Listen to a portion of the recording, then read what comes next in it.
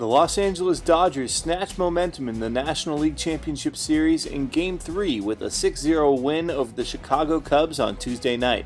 Milton, Massachusetts native and former Boston Red Sox pitcher Rich Hill continued his exceptional season, tossing 6 innings of shutout baseball, on the way to another team shutout for the Dodgers pitching staff. After losing 1-0 in Game 2, this marks the first time the Cubs have been shut out in back-to-back games since May of 2014, and it is the first time in franchise history that the Dodgers have pitched back-to-back shutouts in the postseason. Yasmani Grandal led the offensive attack for LA with a home run and 3 RBIs. The Dodgers now have a 2-1 lead in the series and will host the Cubs in Game 4 on Wednesday night at 8 p.m.